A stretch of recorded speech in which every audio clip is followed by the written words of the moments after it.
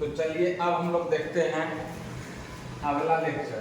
ठीक है, first lecture में कुछ टॉपिक्स बताए थे, ठीक है, कुछ ऑनलाइनर कॉन्सेप्ट बताए थे, ठीक ना।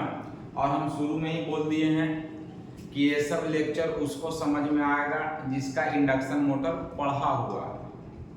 ये आपके कॉन्सेप्ट को समझिए कि बूस्टअप करेगा, ठीक ना। तो जिसका एक बार इंडक्शन मोटर पढ़ा हुआ है उसके लिए काफ़ी हेल्पफुल होने वाला है, और जिसका नहीं पढ़ा हुआ है उसको एक बार थ्योरी पढ़ लेना चाहिए और उसके बाद ये सारा वीडियो देखेगा, तुमको बहुत अच्छा लगेगा कि हम कुछ जानते हैं। और इसको पढ़ने के बाद, इसको देखने के बाद अगर आप ऑब्जेक्टिव क्वेश्चन बनाइएगा तो बहुत सारा क्वेश्चन आपसे बनेगा भी, ठीक ना। जितना सारा हम थ्योरी बता रहे हैं यहाँ पे, समझो कि एक तरह से थ्योरी है, फर्क बस इतना है कि हम इसको मतलब टॉपिक बाय टॉपिक पढ़ा नहीं रहे, बल्कि इंपॉर्टेंट जो कॉन्सेप्ट है उसको यहाँ पे लिख रहे हैं। तो 2 बार 3 बार करके वीडियो को देखिएगा तो बहुत ज़्यादा हेल्प करेगा, ठीक है। जितना हम इंडक्शन मोटर का लेक्चर बनाएंगे, ठीक ना, उस सारा लेक्चर को एक बार देख लो और उसके बाद आप क्वेश्चन को बनाइए। क्वेश्चन को आप बनाइएगा, आपका क्वेश्चन नहीं छूटेगा, ठीक है, बल्कि और कॉन्सेप्ट डेवलप हो जाएगा और उस कॉन्सेप्ट से क्या करिएगा, आप दूसरा क्वेश्चन भी बना सकते हैं। तो चलिए शुरू करते हैं, ठीक ना। तो आज का पहला कॉन्सेप्ट क्या है? In a wound rotor the rotor winding is wound for poles equal to that of stator winding. कहने का मतलब क्या है? कहने का मतलब है कि जो वुंड रोटर होता है, उस रोटर में जो रोटर वाइंडिंग होगा,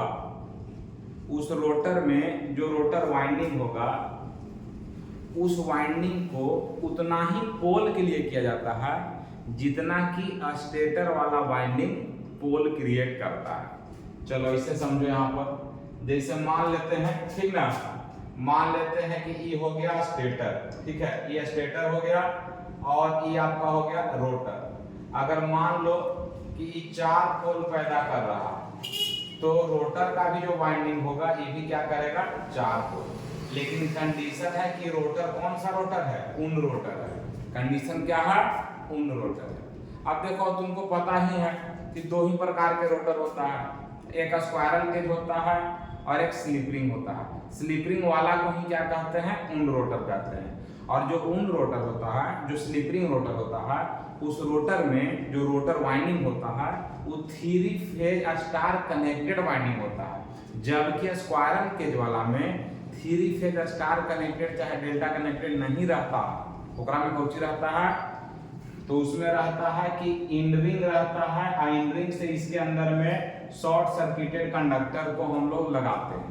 यानी कि स्क्वायरल केज में सिर्फ और सिर्फ शॉर्ट सर्किटेड कंडक्टर होता है, जबकि एकरा में कौन सी रहता है? एकरा में 3 फेज स्टार कनेक्टेड वाइंडिंग रहता है। तो चूंकि यहाँ वाइंडिंग किया हुआ है तो ये वाला वाइंडिंग उतना ही पोल क्रिएट करेगा जितना कि स्टेटर वाला वाइंडिंग पोल क्रिएट करता है। तो यहाँ यही बोल रहा है, in wound rotor the rotor winding is wound for poles equal to that of stator winding. यानी कि स्टेटर का वाइंडिंग जितना पोल क्रिएट करेगा, रोटर वाला वाइंडिंग भी उतने पोल क्रिएट करेगा। लेकिन कंडीशन क्या है? कौन वाला रोटर है? तो वुंड रोटर है, स्लिप रोटर है, क्योंकि स्लिप रोटर में ही 3 फेज वाइंडिंग होता है, न कि स्क्वायरल केज रोटर में वाइंडिंग होता है। स्क्वायरल केज में बार होता है, बार कंडक्टर, शॉर्ट सर्किटेड कंडक्टर होता है, ठीक ना। चलो अब हम लोग आगे बढ़ते हैं, अगला पॉइंट देखते हैं। Wound rotor motors are costly and require large maintenance. कहने का मतलब ये सिंपल टॉपिक हो गया कि जो वुंड रोटर होता है वो क्या होता है? बड़ा भी होता है, महंगा भी होता है, और तुम्हारा क्या मेंटेनेंस ज़्यादा इसको चाहिए। जो वुंड रोटर होगा, जो स्लिप वाला रोटर होगा, उसका पैसा ज़्यादा लगेगा, ओकरा खरीदे में पैसा ज़्यादा लगेगा और उसको मेंटेनेंस खर्चा भी बहुत ज़्यादा है। तो पैसा ज़्यादा इसलिए लग रहा है क्योंकि रोटर में भी वाइंडिंग कर रहे हैं, स्लिप हो रहा है, एक्सटर्नल रेजिस्टेंस ऐड करना है, ओवरऑल साइज भी ज़्यादा होगा, है ना। तो इसलिए इसका मतलब क्या है, महंगा है। मेंटेनेंस इसलिए ज्यादा है क्योंकि रोटर में भी वाइंडिंग है, रोटर के तरफ स्लिपरिंग है, एक्सटर्नल सर्किट हम ऐड कर रहे हैं रेसिस्टेंस वाला, तो ये सब चीज को लेकर के मेंटेनेंस बढ़ जाता है, ठीक ना। तो आसान टॉपिक है वाला।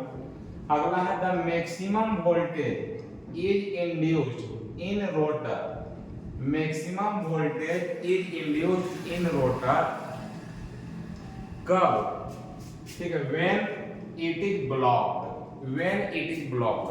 कहने का मतलब ये है कि जो रोटर है उस रोटर में सबसे ज्यादा वोल्टेज कब पैदा होगा, जब वह रोटर ब्लॉक होगा।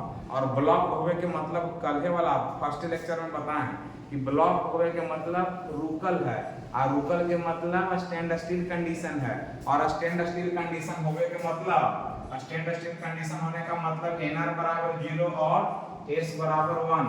nr का मतलब क्या हुआ, रोटर स्पीड, तो रोटर स्पीड 0 होना चाहिए और स्लिप 1 होना चाहिए, है ना। तो देखो स्लिप वाला फॉर्मूला भी देख लो, ये सब तो छोटा मोटा चीज है, ये सब तो ऐसे ही याद रहना चाहिए। अगर ये वो सब याद नहीं है तो झूठो कंपटीशन एग्जाम में बैठ रहा है ना। फिर भी लिख दिए हैं ताकि कम से कम नजर में बनल रहे। तो s बराबर ns माइनस nr बटा ns होता है ना, तो nr बराबर 0 ले लेगा तो ns माइनस 0 बटा ns कट जाएगा, तो s बराबर क्या होगा। अब यहाँ पे कह रहा है कि वोल्टेज क्या होगा, मैक्सिमम होगा। तो जो सेकेंडरी साइड का जो वोल्टेज होता है वो तुम्हारा ट्रांसफार्मर में जितना वोल्टेज होता है उसी तरह का इसका क्या होता है, इक्वेशन होता है ना। तो ट्रांसफार्मर का 4.445 N होता था, तो यहाँ भी इसी तरह से होगा।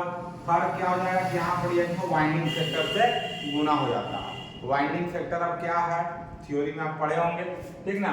तो यहाँ पर वाइंडिंग फैक्टर से गुना हो जाता है, और F जो है ये तुम्हारा क्या हो गया, रोटर फ्रीक्वेंसी। तो हम इसी पर बात करेंगे, एफ आर रोटर फ्रीक्वेंसी बराबर एस गुने एफ होता है। देखो यहाँ पर हम लिखे हुए हैं, ठीक ना। तो अगर एफ आर एस बराबर 1 होगा तो 1 गुने एफ, यानी कि एफ आर बराबर क्या हो गया एफ। तो एस का जो वैल्यू होता है वो या तो 1 होगा या 1 से कम होगा, मतलब एस का सबसे ज्यादा वैल्यू क्या होगा हमेशा, तो एस का सबसे ज्यादा वैल्यू हमेशा 1 ही होगा। अब एस का सबसे ज्यादा वैल्यू 1 ही क्यों होगा, ये सब पढ़ा होगा क्यों होता है, कैसे होगा, पूरा डिटेल में रगड़ा होगा एकदम। जहां सर स्लिप पढ़ाए होंगे आपको वहां पर पूरा बताए होंगे कि इंडक्शन मोटर होने के लिए एस का रेंज कहां से कहां होता है। अगर वही मशीन इंडक्शन जनरेटर जैसा काम कर रहा तो एस का रेंज कहां से कहां होगा, क्यों होगा, है ना। कहां से कहां होगा उतना से ज्यादा इंपॉर्टेंट है कि क्यों होगा। तो हम तो फिर वन लाइनर डिस्कस कर रहे हैं, इसलिए उतना डिटेल में नहीं जाएंगे, ठीक है, ठीक है। तो एफ आर बराबर एस इंटू एफ, एस बराबर 1 करेंगे, एफ आर बराबर क्या हो जाएगा, 1 हो जाएगा। यानी कि रोटर फ्रीक्वेंसी मैक्सिमम कब होगा, जब एस बराबर 1, और अगर यह मैक्सिमम होगा तो ईएमएफ भी क्या हो जाएगा, मैक्सिमम होगा। एक मतलब डायरेक्ट अब इसको याद रख लो कि वोल्टेज मैक्सिमम होता है कब, जब रोटर स्टैंड स्टिल कंडीशन में हो, चाहे रोटर ब्लॉक्ड कंडीशन में हो, या रोटर को ब्लॉक किया गया, बात बराबर है ना। अब कह रहा है कि the reactance of rotor circuit is maximum, reactance maximum कब होगा, है ना। तो एट स्टार्टिंग, मतलब स्टार्टिंग कंडीशन में, और स्टार्टिंग कंडीशन किसको कहते हैं, तो starting condition stand still condition को ही कहते हैं, या स्टार्टिंग कंडीशन ब्लॉक्ड कंडीशन को ही कहते हैं। यानी कि शुरुआत को स्टार्टिंग भी लिख सकता है, ब्लॉक्ड भी लिख सकता है, स्टैंड स्टिल भी लिख सकता है, इनिशियली भी लिख सकता है। इसलिए इस सब शब्द पर गौर करना, इस सब शब्द का एक ही मतलब है। तो रिएक्टेंस जो होता है वो एक्स होता है, ठीक ना। रिएक्टेंस जो होता है एक्स होता है, एक्स बराबर रोटर तरफ का है तो एस गुने x2 नॉट होता है, इनिशियल गुने एक्स, है ना, आई रनिंग कंडीशन वाला है। तो अगर एस का वैल्यू मैक्सिमम होगा तब ना रिएक्टेंस मैक्सिमम होगा, ये रनिंग कंडीशन वाला है, ध्यान देना। ई एक्स, अब तुमको यहाँ इहो कंफ्यूजन हो सकता है कि सर इहो एक्स, तो x2 जो लिखे हैं ये रनिंग कंडीशन के दौरान में है, x2 नोट जो है वो स्टैंड स्टिल कंडीशन में है, और s गुने x2 नोट का मतलब ही हुआ कि s गुने x2 नोट के बराबर रनिंग कंडीशन वाला, ठीक ना। तो रनिंग कंडीशन के दौरान रिएक्टेंस चेंज करता है क्योंकि स्लिप चेंज करता है।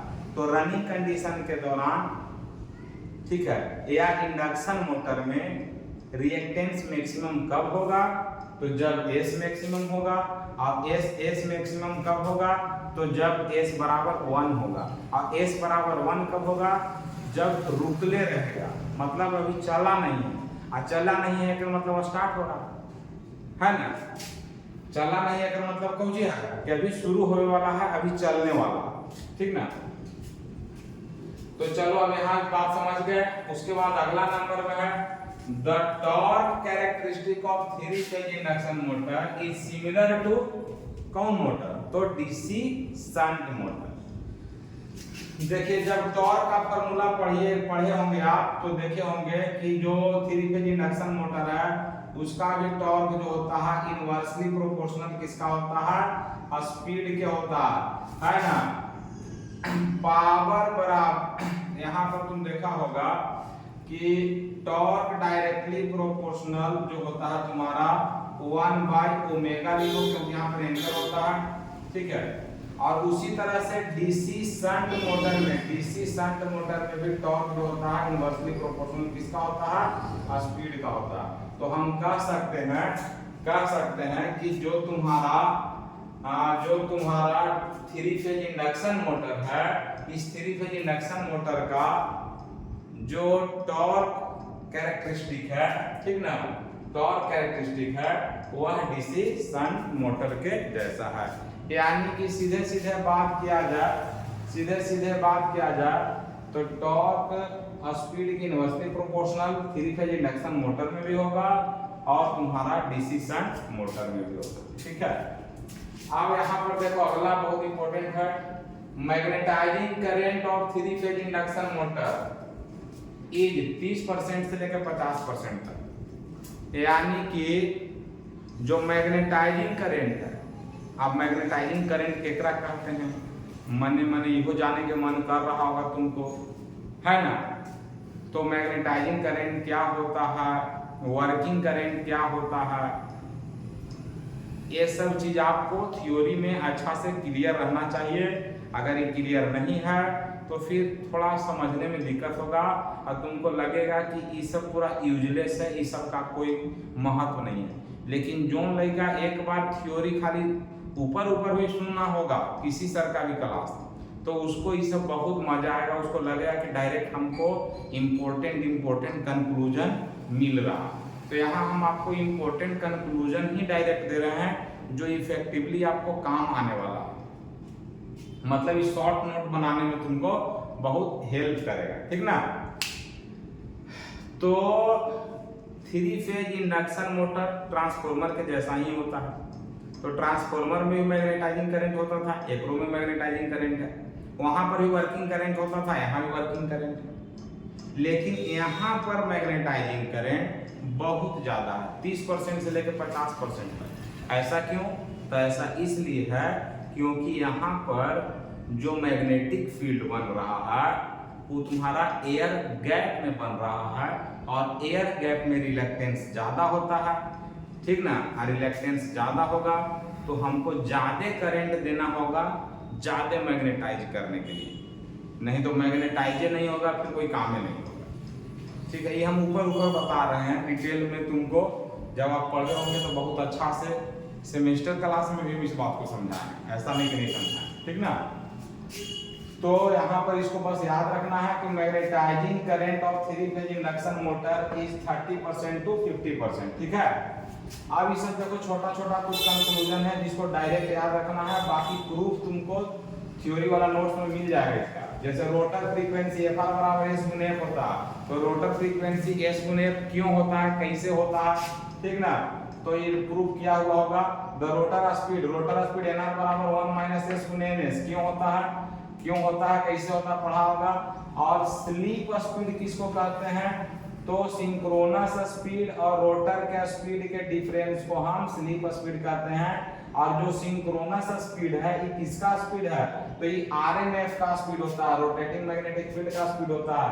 और यह कितना के बराबर होता है, तो 120f/p के बराबर होता है, ठीक ना, 120f/p के बराबर। अब ns 120f/p के बराबर क्यों होता है, कैसे होता है, मने मने अगर ये सोच रहा है तो कंपटीशन क्लास में आपको सर बताए होंगे जहां पढ़े होंगे, ठीक है।